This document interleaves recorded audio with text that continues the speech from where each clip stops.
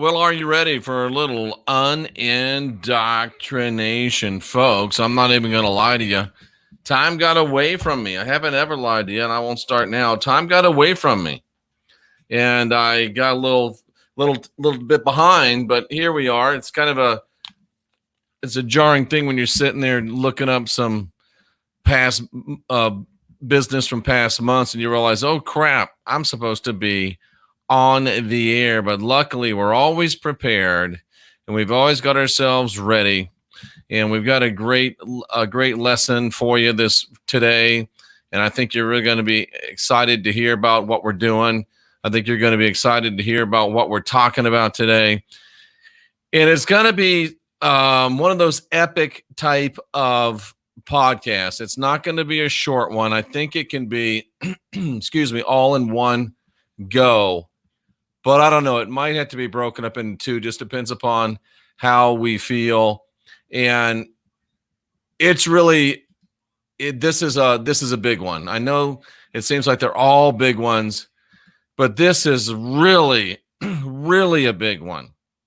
And before we even get into it, I mean, I'm so glad that I'm able to work and live in a focused life force energy, fluffy environment. I really am. It is high consciousness on demand. It's high tone scale on demand. And they're the best people around. And I'm so glad to be working with Fluffy. And if you'll get it, it'll change your life. Go to jeffreydaugherty.com, click on that burst, that Fluffy logo, and get all the information you need about Fluffy. You can try it or you can just buy it.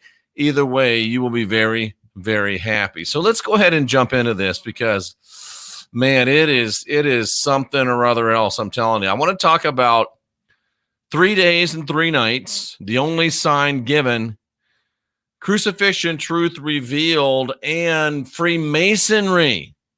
We got it all in here tonight, folks. We've got it all in here tonight, and it's all about helping you unindoctrinate yourself because you do not have original sin.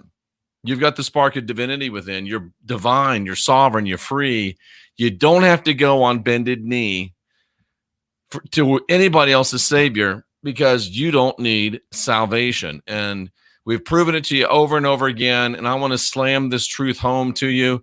And it's not so much a gotcha kind of thing, but it's a thing where we've been fooled so long that we've got to be brave enough to admit that we've been blind. Now, I put here, there are none so blind as those who will not see. And really, there's none so blind as those that once they see, decide they're going to cover their eyes anyway. Once you see, you see. Once you know, you know. And once you discover these truths as revealed in the text, then you have got to make a decision. But the problem is that there's too many people like these scribes and Pharisees that came to the character Jesus and said to him, we want to see a sign from you. We want a sign. And isn't that what everybody in YouTube wants, except for those of you here? They all want a sign. They want to see something. Show us a sign. They're looking for signs everywhere all the time. And there was some commentary about people that are always looking for signs. It's a wicked and adulterous generation that demands a sign.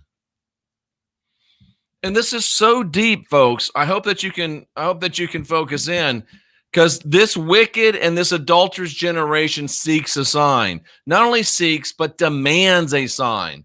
They have got to have a sign.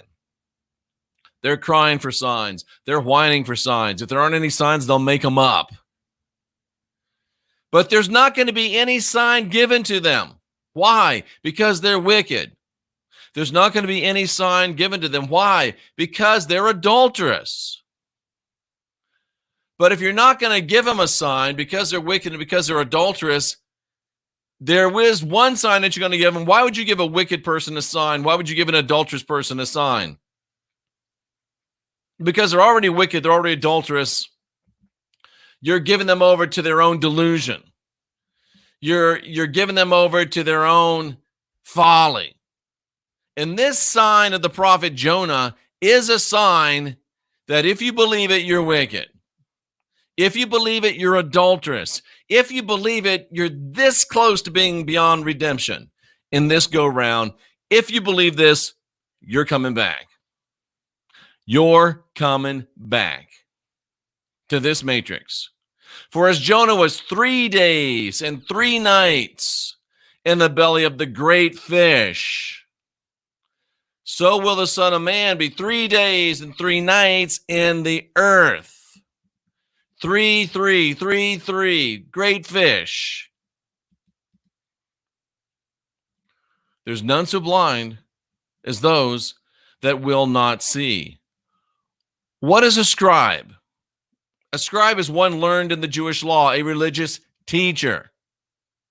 What is a Pharisee? According to that scripture, that verse, the Greek is a Pharisee is a separatist, a purist.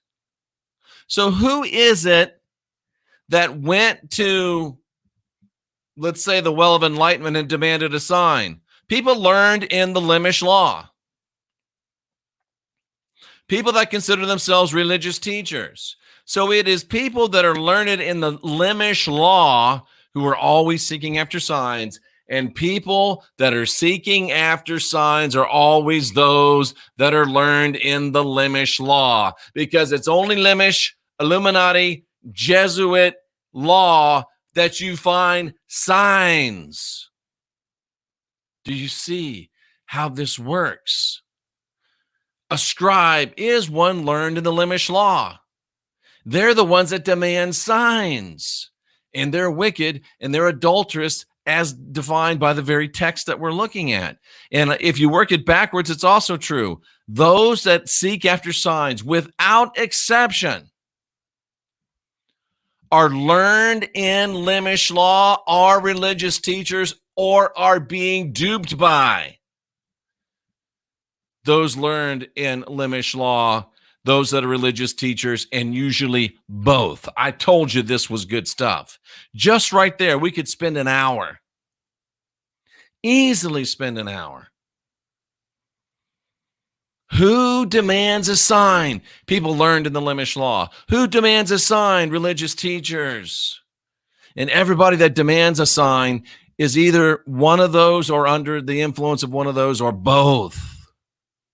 And they consider themselves separatist. Oh, we're separate, but they're really just like everybody else. They consider themselves purists, but you know why? They're not, because they're wicked. The wicked think that they're not wicked, but they are. The wicked think they're pure, but they're not. And they want to see a sign. The word sign means a miracle, a mark, an indication, a token. They've got to see something. Show me the money,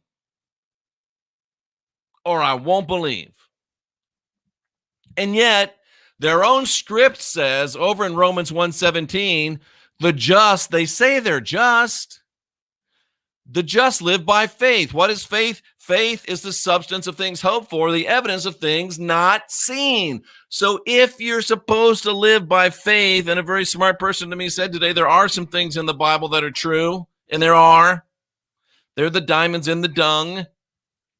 If you're supposed to live by things not yet seen, if you're supposed to live by hope and evidence that you can't see, then if you are demanding signs, you're not living by faith. And by definition, you're not living according to what it said over there in Romans chapter 1, verse 17. You're not living by faith. That's because you're not just. You're not living by faith because you're wicked. You're not living by faith because you're adulterous. How do I know? Because you're seeking after a sign, a miracle, a mark, an indication, or a token. It's inescapable. It's right there in the black and white and the red letters. It's right there. And you think that you're a religious teacher. Oh, I've got the best religious teacher, or I am a religious teacher. You think, oh, I'm very learned in the Jewish law, or I'm under someone that's very learned in the Jewish law, LEMISH law. Of course you are. That's why you're wicked. That's why you're adulterous. That's why you're seeking after a sign, and that's proof positive you're not living by faith, which is the evidence of things hoped for. And the substance, it's the substance of things hoped for, the evidence of things not yet seen. We're the manifestors. We look around at a world that's on fire. We look around at a world that's been locked down for 3 months. We look around at a world where everybody's wearing masks, and we say, whoo, it's about to get good. Things are going to be better than they've ever been, sooner than you can ever imagine. That's faith. Because when I look around, I don't see any signs, miracles, marks, indications, or tokens that anything's going to be good. All I see is, oh, it's going to be bad. But yet I know, and you know, that's why you're watching. And if you don't know, you hope to know and want to know, that's why you're watching. You want a little bit of this faith that we got. You don't like us. You say bad things about us. You talk us down. You say we should be kicked off YouTube. You say we're Antichrist. You say we're horrible. But you still want a little bit of what we got, because we are able to look at a world that looks like it's on fire and be so confident of tomorrow that we just start a weenie roast or some marshmallow roasting. I'm telling you, I'm promising you, and I haven't been wrong in years. Things are going to be better than they've ever been, sooner than you can ever imagine. Why?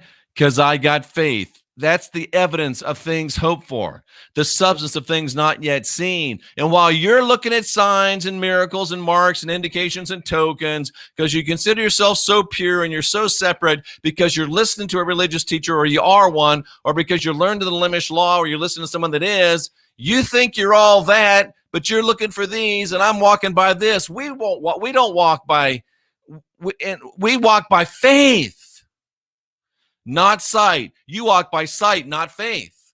You look around, oh, see, Jeff, the world is going to be destroyed. Everything is coming true. Prophecy is coming true. You can see it on the left. You can see it on the right. It's horrible. It's going to happen. It's terrible. I can see it. It's right here. It's plain to see. I feel sorry for you that all you can do is see. All you can do is see. I see the same things you do. But I got something you don't, which is faith. Evidence of things that are hoped for. Substance of things that's not yet seen. You know why? Why? Because it's manifesting. I'm manifesting a better tomorrow, even though it looks like today is shitty. Cynthia's manifesting a better tomorrow. The 44,400 plus we've got as subscribers are manifesting a better tomorrow. All you want to talk about is what you see. We're talking about what's going to be. And that is what makes you evil, bad, malicious, and slothful. That's what wicked and adulterous means in the Greek of that verse. Slothful means too lazy to find out for yourself. And see, that's the thing. If you're lazy, if you're slothful, you can't get to faith. Because lazy people want to deal with sight, and lazy people want to deal with signs. Show me the money. Let me see it. It takes a bad mamba jamba to say, you know what? I'm going to manifest by faith. I'm going to live by faith, and I'm going to manifest the world I live in and walk in by faith, by manifesting it, by deciding it's going to be. And if it is to be, it's up to me.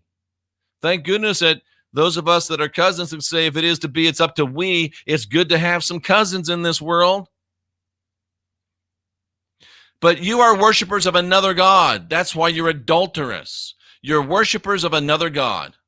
And I don't mean another God than this one that you think is your God, but I mean another God besides the real God. The real divinity is in you. I'm divine, I'm sovereign, I'm free. If it's meant to be, it's up to me. But you're too busy looking at externals. You're looking for religious teachers. You're looking for those learned in the law, not me. I'm looking within myself because I know that's where the answers are. But there's a whole generation of people. It's a wicked and adulterous generation, a group of people that are coming into being. You're being raised up and reared up by these religious teachers that you listen to that only talk about signs, only talk about miracles, only talk about things that they can see. Prophecy, you can see the signs of the times. As soon as you're watching somebody on YouTube and they talk about seeing the signs of the times, you should be looking for somebody else to listen to, because that is not a faith teacher. That's a sight teacher. We are faith livers here. We're faith walkers and we're faith manifestors.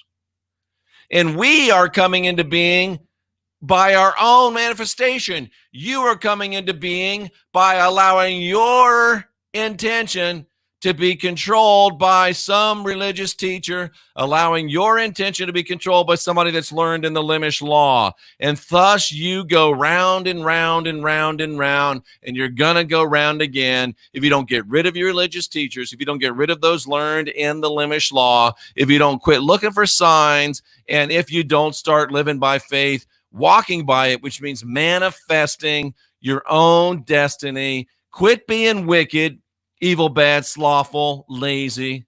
Quit being adulterous. Quit worshiping other divinity instead of the one inside you. And instead of becoming a generation, be a generation. See, every one of these slides could be a whole show. Every one of these slides could be a whole show. And they just say, they say wicked and adulterous people look for miracles, marks, signs, indications, and tokens. And yet, the Bible says that salvation, that's what you get when you sell your soul to the dead guy on the stick. You get salvation. What is salvation confirmed by? Hebrews chapter 2, verse 4. Signs, wonders, miracles. Who looks for signs, wonders, miracles? The wicked and the adulterous. Ergo, mother papas. Christianity is written and created for the wicked and the wicked and the adulterous. Because Christianity, salvation, it's the whole thing about Christianity. Salvation is confirmed by signs, wonders, and miracles. And wicked and adulterous people look for signs, wonders, and miracles. Christianity is for the wicked and the adulterous. Christianity is for the evil, the bad, the malicious, the slothful, and the worshipers of another god. Christianity is for the religious teachers.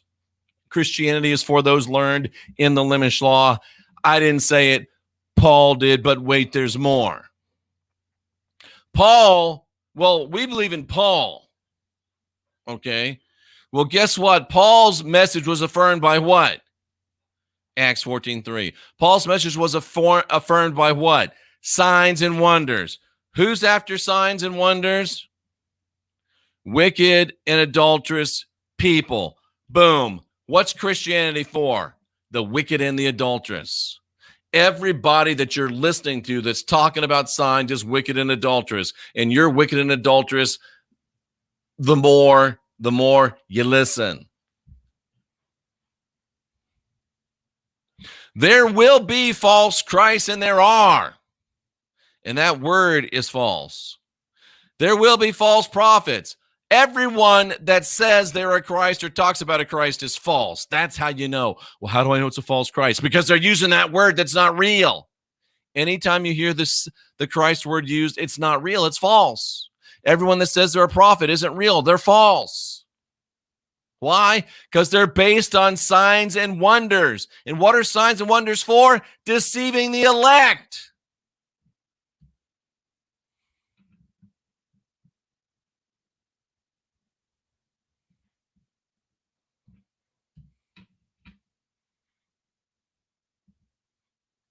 How have you not seen this before? How have you not seen this before? And look, here's the diamond. Listen, bitches, we told you. We told you that the gospel of Paul is all about signs and wonders. We told you the gospel of Jesus is all about signs and wonders and miracles. And we told you that signs and wonders and miracles are sought after by wicked adulterous people, while the real people live and walk by faith. Christianity is not for people that live and walk by faith. It's for you wicked and adulterous people that are following after signs and wonders. And they have told you before, and I'm telling you now. They've told you before, and I'm telling you now, and I know it's so hard to get this. That's why I almost every show talk to you about C60 Purple Power. You've got to get C60 Purple Power in you. It is the best antioxidant, the best free radical destroyer in the world. It'll turn your hair back to its natural color.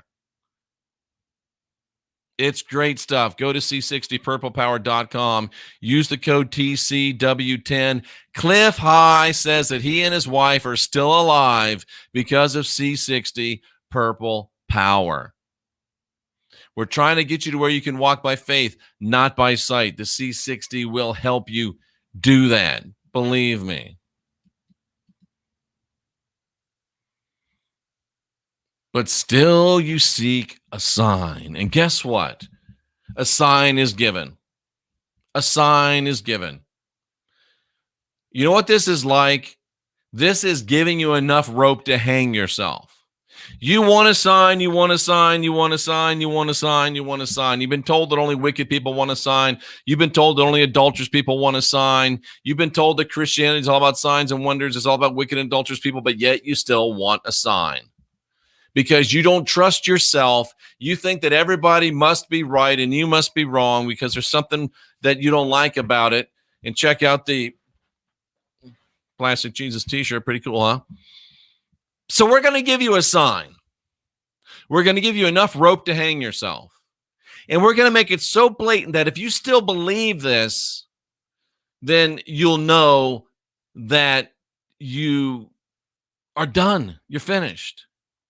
It's the prophet. Remember what prophets do? Remember what prophets do, ladies and gentlemen? Remember what prophets do? They teach bad stuff. And remember what else prophets do? They talk about prophecy, which is lies.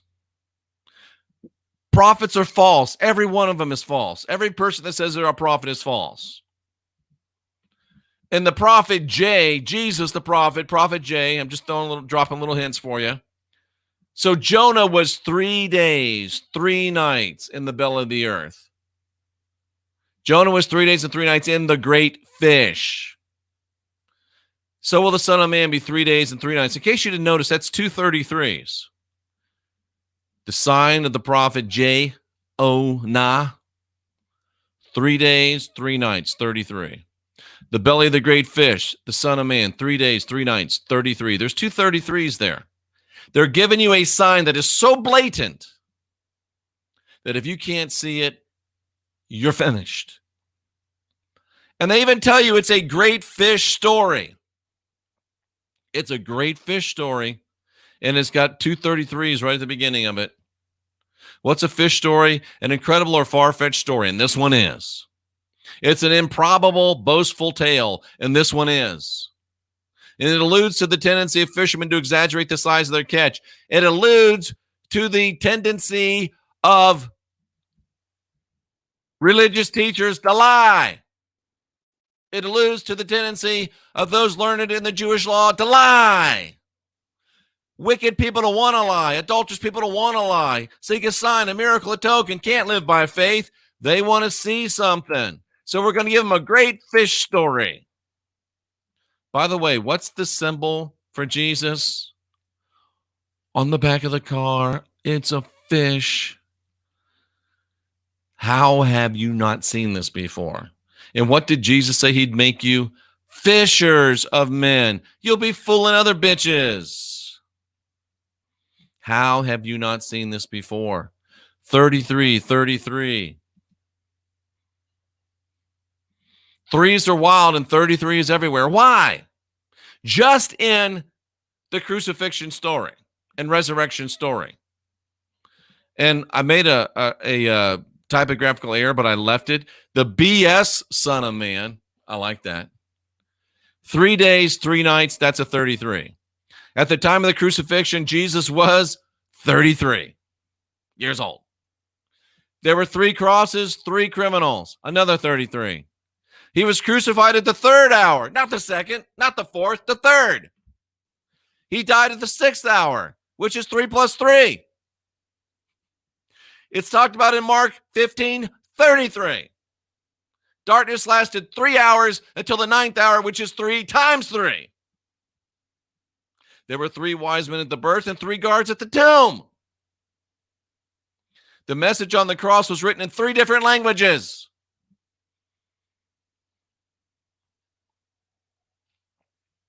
"33, 33, 33, 33, 33's everywhere. But wait, there's more. 3 people show up on resurrection morning, which is in John 20, 1 and 2. What's 1 and 2 equal? 3. The name Elohim appears 33 times in Genesis. Jesus' traditional age when he was crucified was 33. And when you get to heaven, you're supposedly going to be at the age of 33. And 3 or third is used 33 times in the book of Revelation. What do you think I do all day? This is what I do all day. 33, 33, 33, 33, 33. The 33rd time Noah's name is used in scriptures when God makes the rainbow covenant with him. The 33rd time Abraham's name is used in the Bible is when Isaac, the child of promise, is born to him when he's 99 years old, which is 33 times 3. The 33rd time that Jacob's name is found in scripture, they're talking about Jacob's ladder. And King David ruled from Jerusalem for 33 years. He ruled from Samaria the rest of the time. Don't even do it. He ruled from Jerusalem for 33 years. Where have you heard 33 before? Freemasonry, duh. The 33rd degree is an honorary degree bestowed upon for meritorious service to the craft. Masonry is called the craft. What else is craft? Oh, yeah, witchcraft. That's right.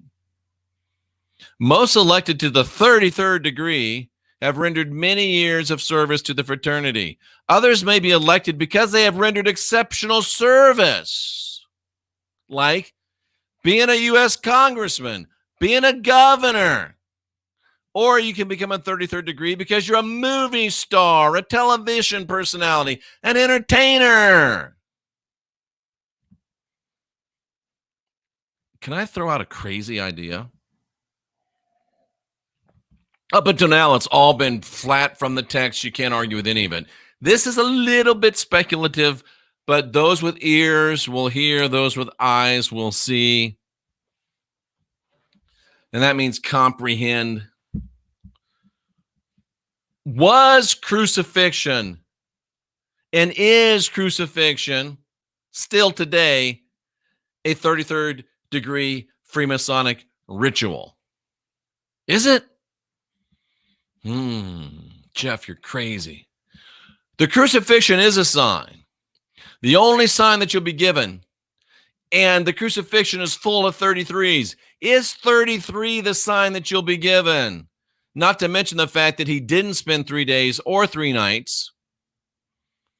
So the only sign they said he would do, he didn't do. So that means he's not real. But the crucifixion, it goes beyond him not being real. It goes to the whole, well, you don't have to believe that Jesus was a real man to believe in his great teachings. Well, if what I'm about to show you about the 33 is true, then, well, you'll have to make your own decision. What is crucifixion /33 a sign of? It's a sign of religiosity. It's a sign of self-righteousness. It's a sign of wickedness. It's a sign of spiritual adultery. And these are all from the text. We've seen all these things. It's a sign of cultishness. It's creating a whole class of wicked and lazy people. It is evidence of a sight and sign-based cult, including Paul and Jesus. And we were specifically warned against what almost all now accept. The very basis of Christianity, crucifixion, is a 33 sign that does all of these things. What is 33? What is the crucifixion a sign of? That all prophets are deceivers. All who listen to prophets are deceived. That Jesus and the crucifixion are a great fish story. And here we're going to get a little speculative. I'm going to draw this and prove this to you, I think. That not only are all prophets deceivers and all that listen to prophets are deceived, not only is Jesus and the crucifixion a great fish story, it's a Freemasonic, Illuminati, Jesuit, LEMISH deception. Wow. Are you ready for this? Well, take a deep breath because it is going to be fun. And speaking of fun, ladies and gentlemen, if you like these t-shirts, like the classic plastic Jesus t-shirt I'm wearing right now, you can get these t-shirts through my great friends at Conspiracy Tees. Get the shirts I wear. Go to my channel, jeffreydaugherty.com. Click on any plastic Jesus you happen to see, and it'll take you right to the site. Or you can go to myconspiracytees.com/the Christian Whistleblower. Either way, get a great shirt, have a great time. They're fun to wear. It brings up great conversation, and plus you help out the channel a little bit because the people there are great people, and they break us off a little piece, and we appreciate it. We appreciate it. I'm not going to review the slides. Well, why not? We'll review the slides just a little bit. Remember all this that I talked about? 3 days, 3 nights, 33. 3 days, 3 nights, 33. Jesus was 33. 3 crosses, 3 criminals, 3rd hour, 6th hour, which is 3 plus 3. Mark 15:33. The darkness lasted 3 hours until the 9th hour, which is 3 times 3. 3 wise men at the birth, 3 guards at the tomb, 3 languages on the cross, 3 people show up in the resurrection morning, 33 times Elohim. Jesus was 33. You're supposed to be 33 in heaven. 3 or 3rd is used 33 times in the book of Revelation. Noah, Abraham, Jacob, King David, 33rd degree Freemasonry. Is it what we're talking about? And if you can't see it yet, I don't know if I can help you. But is it really a wild, crazy claim to claim that crucifixion is a 33rd degree Freemasonic ritual?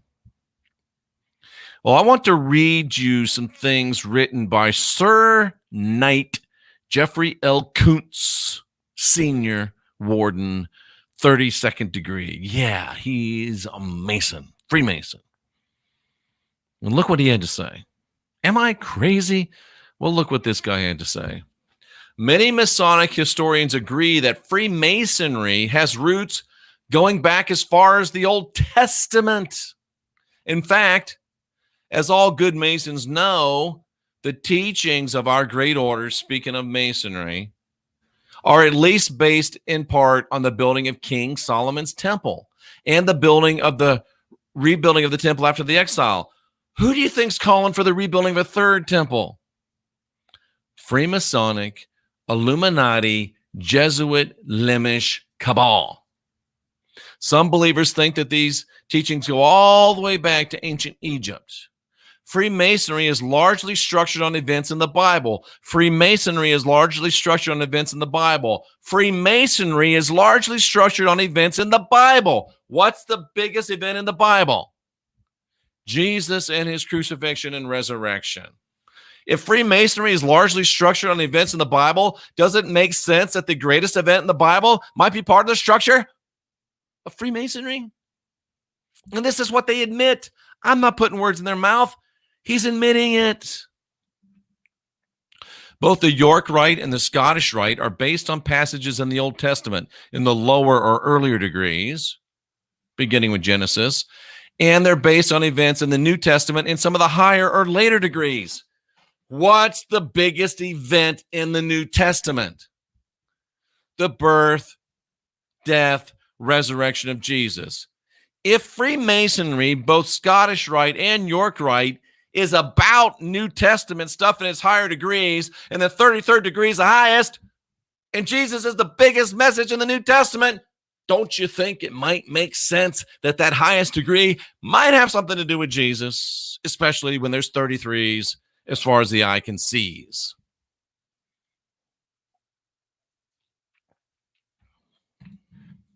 Whoops. But wait, there's more. There's certain passages in both the Old and New Testaments that should draw the attention of any alert York Rite Mason, meaning it's been in your rituals. Psalm 118, the stone which the builders refused has become the headstone of the corner. You don't have to be a Freemason to figure that one out. Jesus referred to that verse in Matthew 21. Oh, so Jesus, Freemasonry, oh yeah. Paul, the Apostle Paul, in his second chapter of the epistle to the Ephesians, directly calls Christ the cornerstone. Freemasonry is all about the cornerstone. Christ is the cornerstone. Do you think that maybe Freemasonry might be about Jesus when they tell you it's about Jesus? And if the biggest event in Jesus' life was resurrection, crucifixion, reverse the order if you want, do you think there might be some Freemasonic rites and rituals associated with it?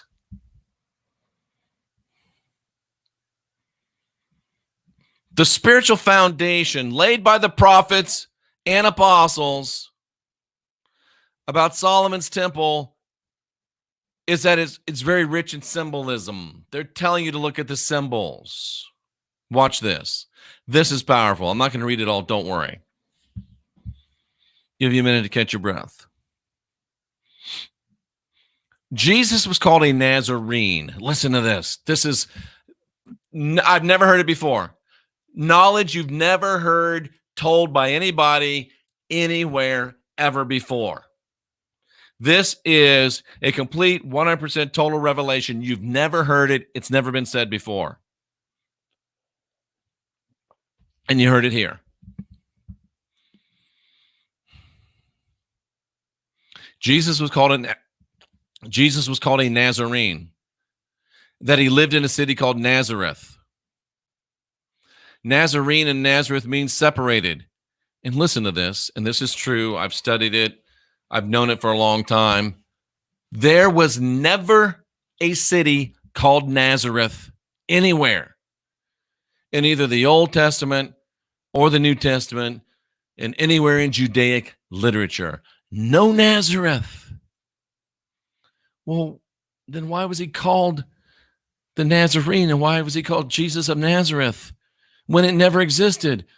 My dad used to tell me about a guy named Yehudi Dinkfeather. He's the man that wasn't there. Because when I would say, I would break something, my dad would say, who did that? I'm like, I don't know. Oh, it was Yehudi Dinkfeather, the guy that's never there, right? Jesus is Yehudi Dinkfeather. He's the guy that's not there. Jesus of Nazareth, the Nazarene. There never was a Nazareth. There's never a Nazarene. He's not real. But wait, there's more. Wait, there's more. Wait, there's more. A town called Nazareth never existed at that time. But here's the reveal. There never was a town by that name. It didn't exist. Neither did Jesus. But the name Nazarene, Nazareth, was indicative of Jesus being a member of a secret sect or order that existed in northern Palestine. Oh, and this is a Freemason writing it. And guess what Freemasons are? A secret sect or order. They're telling you Jesus was one of them. And he's not real. And neither are they, but we'll continue. Quite interestingly, watch this. Quite interestingly, Acts 24 talks about the Essenes. Nazarene, Essene, Nazarene, Essene, Nazarene, Nazareth never existed. Essene, Nazareth, they're drawn Nazarene, Essene. which Freemasons should be somewhat familiar. Why should a Freemason be somewhat familiar with the Essenes? Because the Freemasons are the Essenes. The Essenes were the Freemasons. And guess what? I'll wait. Wait, Jeff, wait. Oh, I want to tell you so bad right now, but wait. From the first gospel, the infancy of Christ, Jesus went to learn his Hebrew letters. The teacher began to tell him about Hebrew characters, and Jesus says, bro, do you know what Aleph even means? And then Jesus tells him about all the meaning of each Hebrew letter and why the letters are in a certain order. Freemasons have received certain degrees, know that each letter has a certain import. God damn it, people. Jesus is showing you by telling you what the letters meant that he was a Freemason. But he didn't exist. It's a justification for Freemasonry. They're showing you that Jesus doesn't exist, and they're showing you that it's all a Freemasonic story. Jesus told him about all the Hebrew letters, and every Freemason knows what all the Hebrew letters mean. They were amazed that Jesus knew about astronomy, philosophy, metaphysics, which is what Freemasonry is all about. Jesus taught the stuff that all Freemasons know about. Jesus knew this stuff. Jesus was a Freemason. He's telling you as plainly as he's allowed to tell you, because it's supposed to be a secret. Jesus was called a Nazarene, but there was no Nazareth. It just means separated. Jesus was separated. Striking similarities between the Essenes and the Freemasons. Hello, do you get it? They're telling you the Essenes and the Freemasons were the same people. Women were not admitted into the Essenes or to the Freemasons. They used certain signs of recognition, handshakes, symbols, hand signs, both the Essenes and the Freemasons. And their rituals were followed by a meal in common, both the Essenes and the Freemasons.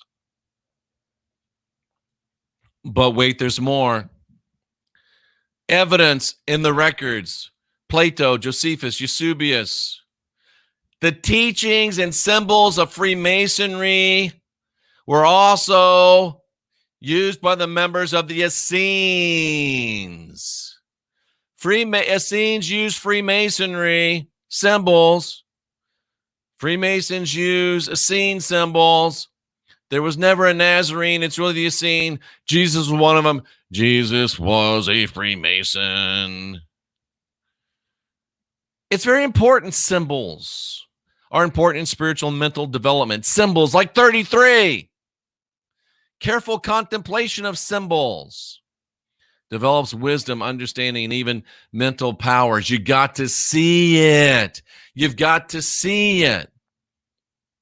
Some Christian scholars think that this secret knowledge is what Jesus was talking about when he said, don't give that which is holy unto the dogs, neither cast your pearls before swine.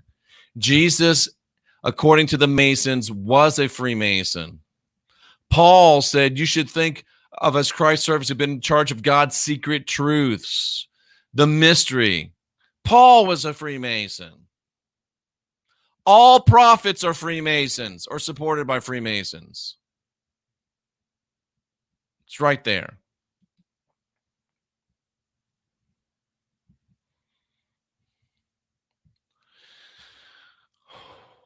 Is it unthinkable that Jesus Christ would have been a member of a fraternal order similar to the present-day Masonic order? No, they're telling you he was. Maybe we should ask ourselves, what is Freemasonry? Jesus Christ and his apostles were highly advanced initiates into ancient mystery schools. They're telling you that they were Freemasons. Perhaps today we can see a connection, a kinship between the mystical teachings of Jesus and Freemasonry. Our work as Freemasons and as Christians, it's the same thing, is of utmost importance. From Sir Knight Jeffrey Kuntis Sr., Wardwin of Baldwin II, Commandery, number 22 in Williamsport, Pennsylvania. Let me put this all together for you.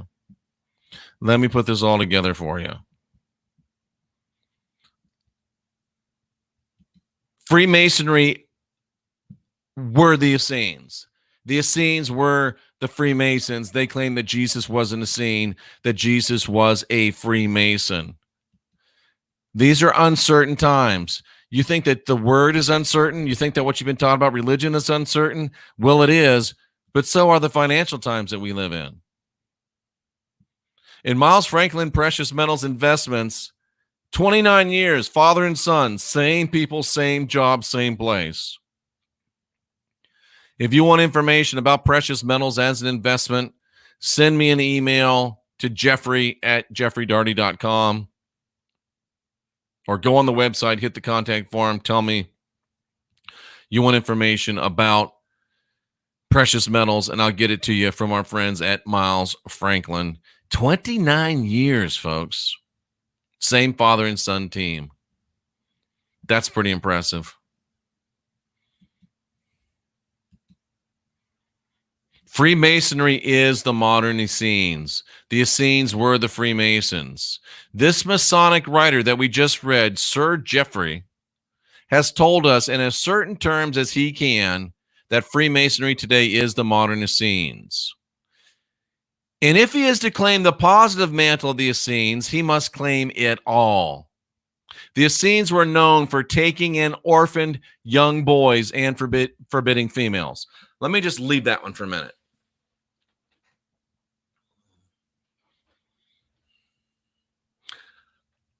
The Essenes took in orphaned young boys and forbid females. That's interesting. The Essenes took in orphaned young boys and forbid females. Bunch of dudes alone in the desert with young boys. What could possibly go wrong? And the Freemasons claim that they were the Essenes. But wait, there's more. This is what I wanted to tell you so bad. I've proven in this video, it's on this channel, it's called Inventing the Essenes, Jeffrey Daugherty. Go look it up. You can watch the whole video. I have proven to you that the Essenes never existed. Neither did Nazareth. Do you get it? Nazareth didn't exist. Nazarenes never existed. Essenes never existed. The majority of secular scholars have looked at the evidence and they've concluded the Essenes never existed. Do you hear what I'm telling you? Jesus never existed. The Essenes never existed. Nazareth never existed. Why? And you can see the research in my video on this channel called Inventing the Essenes. Just search it on the channel and you'll find it. Or just go to YouTube and put in Jeffrey Daugherty Inventing the Essenes. You'll find it. The Freemasons were the Essenes. They never were a separate people that lived in a certain place. The Essenes were just a secret way of the Freemasons telling you that they've been around back in the New Testament times. It's a secret way of telling them that Jesus was one of them, even though he wasn't real. Do you think Hiram Abiff was real? No. Neither is Jesus. He's a teaching tool for the Illuminati, Jesuit, Freemason, LEMISH, cabal. Hello. The Essenes were just a cover-up for the group we know today as the Freemasons.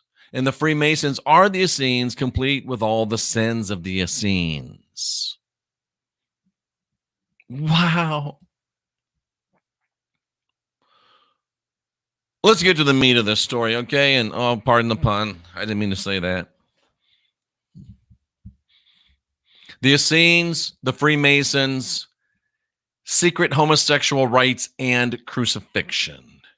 We know there's an honored 33 degree in Freemasonry. We know from symbolism that it's intimately connected with crucifixion. We know that it's deeply secret, but we know nothing of the initiatory rites concerning the 33rd degree, except that they're very closely tied with Jesus and crucifixion. That's all we know. We do know that 33 imagery permeates the crucifixion, and we're talking about the 33rd degree. Could the dark secret be something that's known as sexual crucifixion. It's a thing. It's a thing.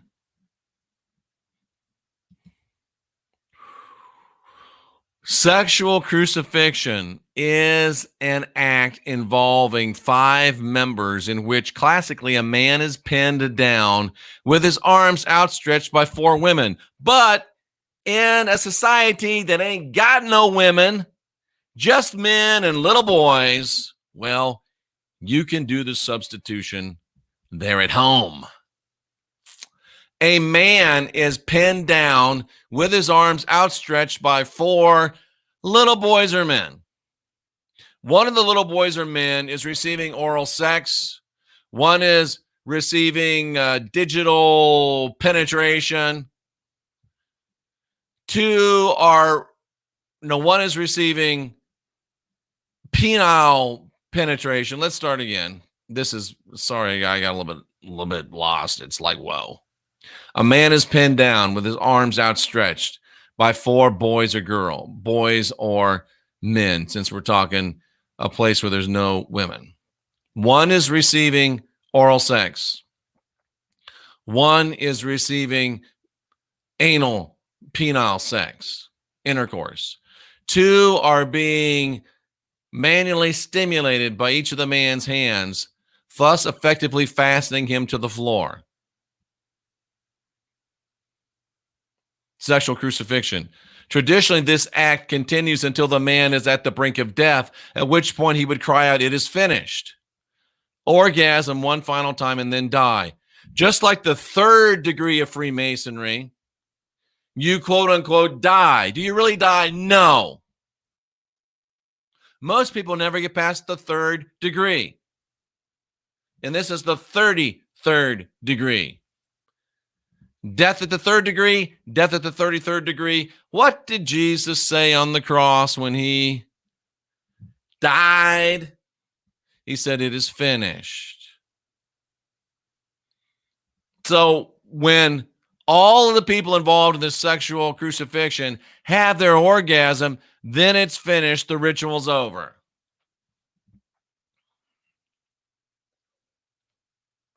– 33rd degree Freemasonry. Homosexual rights, crucifixion, sexual crucifixion.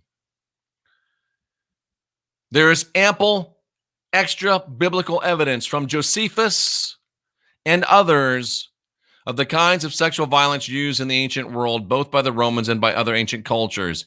In particular, Josephus cites sexual violence was often used in the context of the crucifixion.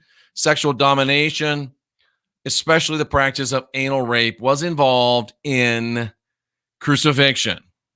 Even castration sometimes was known to occur before crucifixion.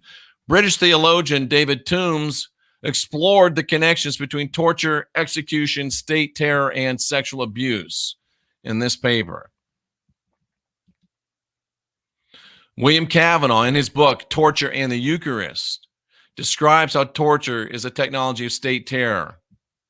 He examines the role of sexual humiliation, such as forced nudity and mocking, which the Bible talks about Jesus undergoing, and sexual abuse. Physical sexual violation is a process of torture and state terror, which Jesus underwent.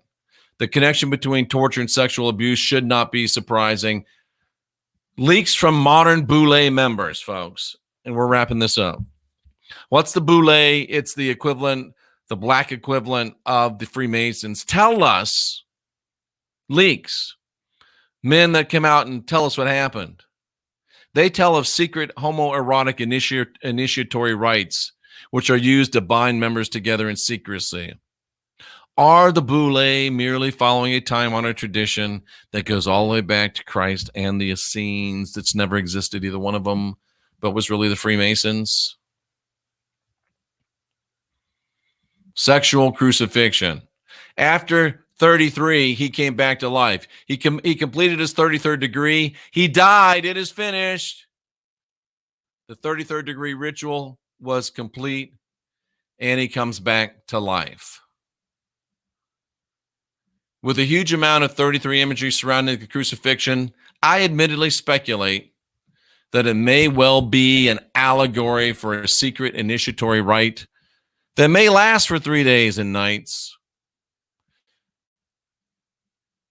and gains the entrance into the highest levels of the Illuminati, Jesuit, Freemason, LEMISH, NWO cabal.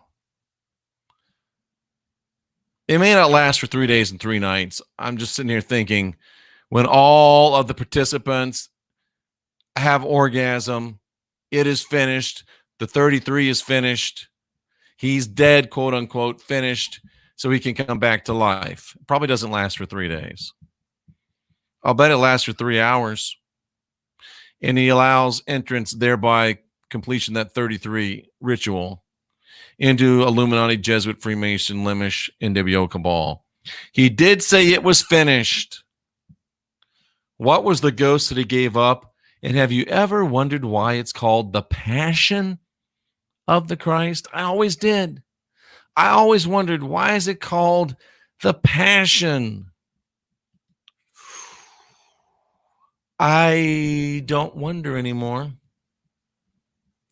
Now I know, and it makes perfect sense. It makes perfect sense.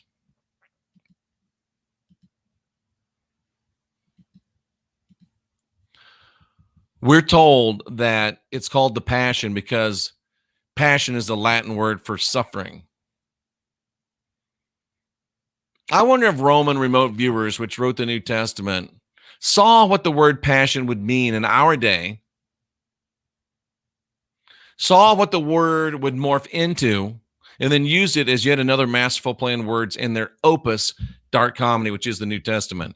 We're going to use passion now because we know passion means suffering in the language we're using. But we also know that this word passion isn't going to mean suffering in the future. It's going to mean sexual passion, but it's also going to still entail suffering.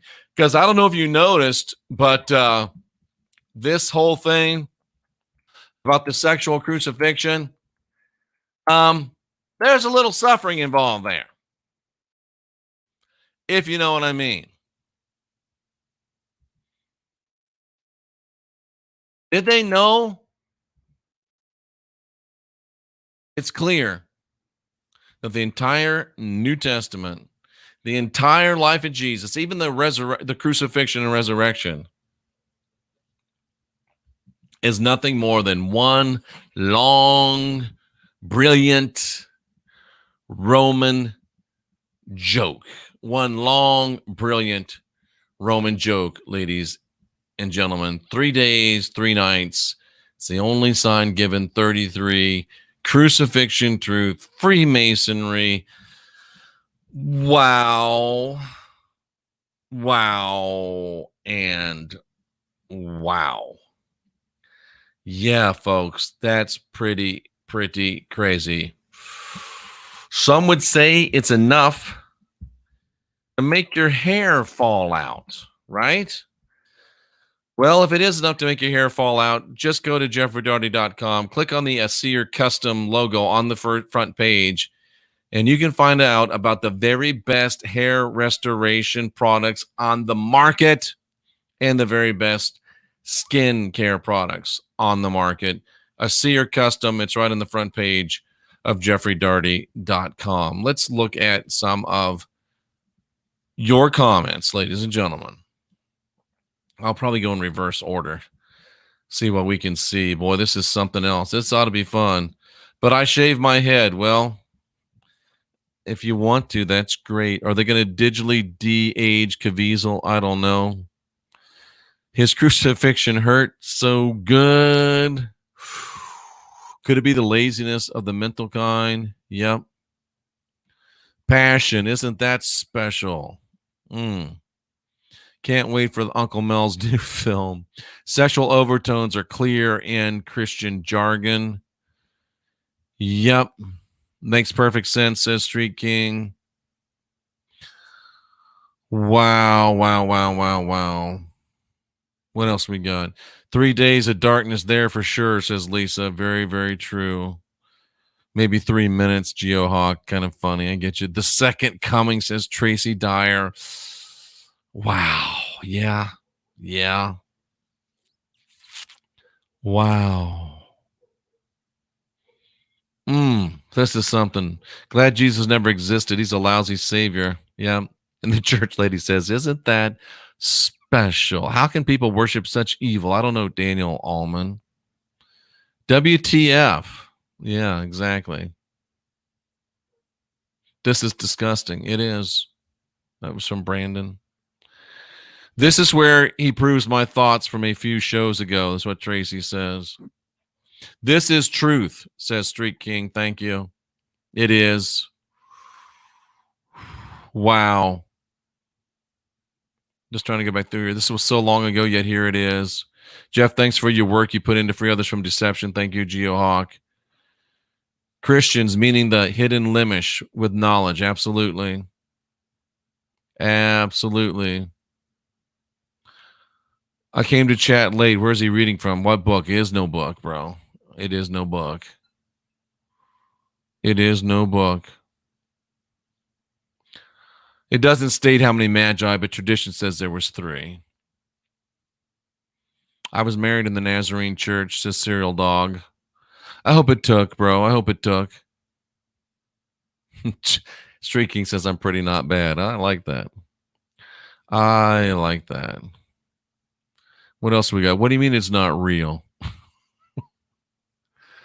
The aprons direct attention to the sex organs. Of course they do, Brandon. Very good. Talking about Freemasonry again. Tracy was still wondering if it's a sexual ritual, and yes, it is. Are all personalities entertainers 3-degree Masons? Is that what you're saying, Jeffrey? Pretty much. Pretty much. Pretty much. That's what I'm saying. Pretty much. G33s everywhere. Wow. Well, there you go, ladies and gentlemen. Looks like everything we once thought of Christianity to be good is evil. Absolutely. Absolutely.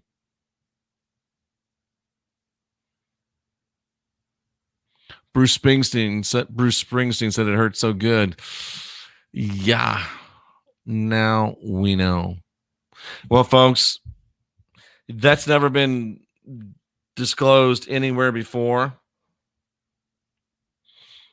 And I don't know what else to say other than, wow, there it is.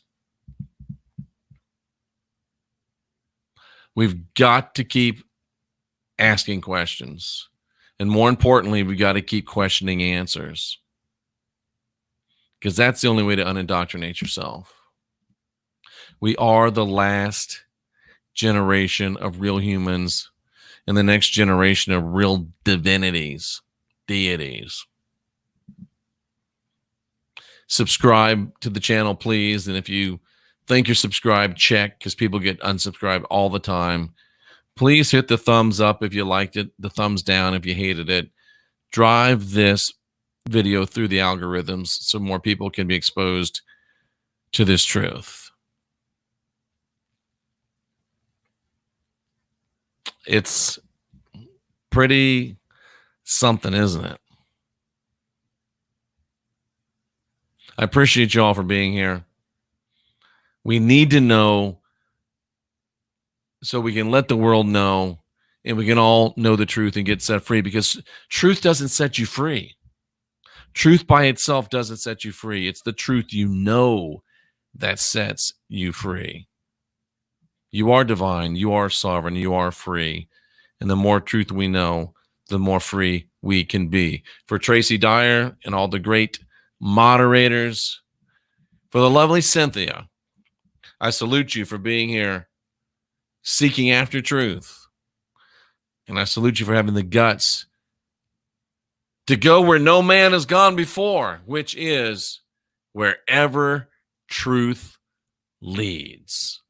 We will follow, even if it takes us where no man has gone before. I'm Jeffrey Daugherty, the Christian Whistleblower.